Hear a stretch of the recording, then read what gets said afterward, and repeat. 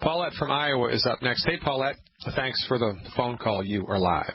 Oh, no. Thank you for taking my phone call. You are not going to believe how this dovetails with what you've been talking about. Well, all right. So I'm sitting down, so lay it on me. Yeah, man, I am just, really jazzed. My husband was diagnosed with a fever of unknown origin. He'd had it from 1979 until 2000, at which time in 2000, this fever of unknown origin, which we had been to see a well-known medical teaching facility in the United States twice, 96 and 2000, with two different diagnoses. The first one was a smoldering T-cell lymphoma.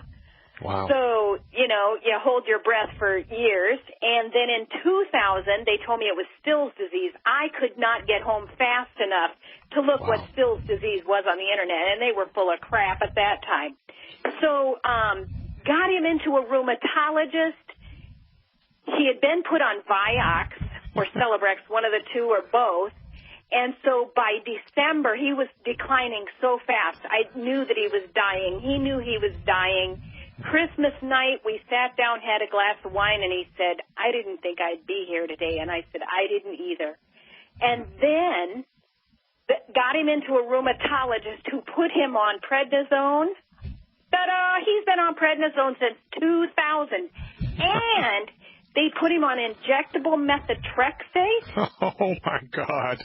And finally, after about 2 years of that, he said, there is no way I'm doing this anymore. And so he's been on azathioprine. I have talked the MD into getting him off of the Fosamax, and I talked him into getting him off of all kinds of things, but we're still on azathioprine,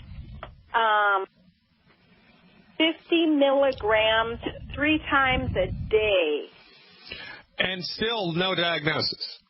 Still no diagnosis, except they said, oh, he's got vasculitis. And when I was at the unnamed clinic, the rheumatologist there that I made talk to me, all but put his hand on my head and said, oh, he doesn't have vasculitis.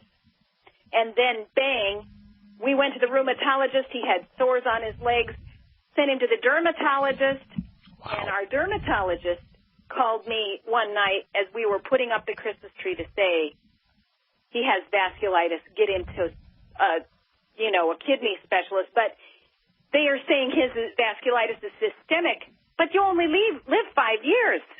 So anyway, how do I get him off of this prednisone? Because we can't get lower than 2.5.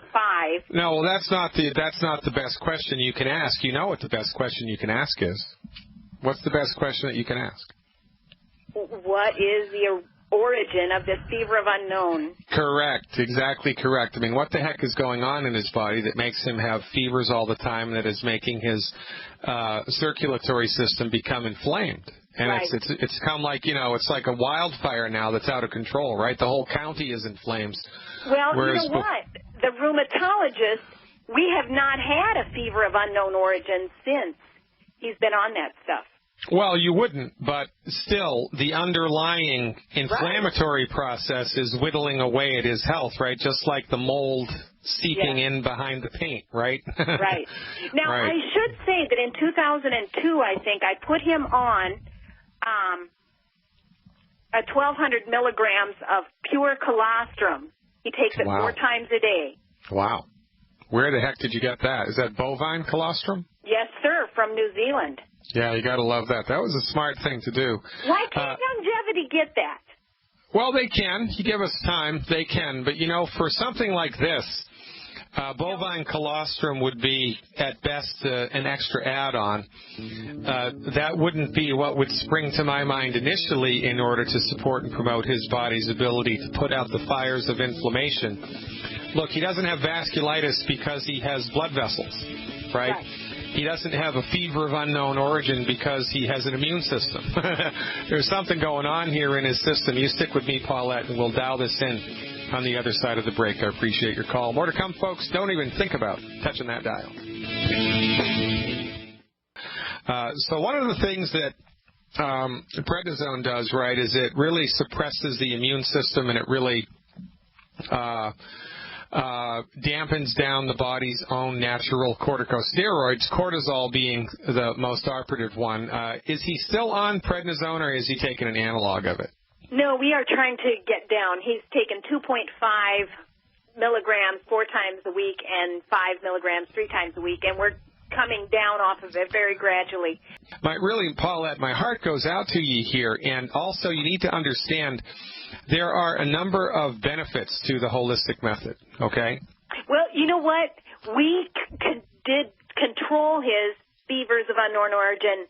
We have used acupuncture. We've done the yin and yang and the hot and cold. And, well, yeah, but he's still in the woods, right?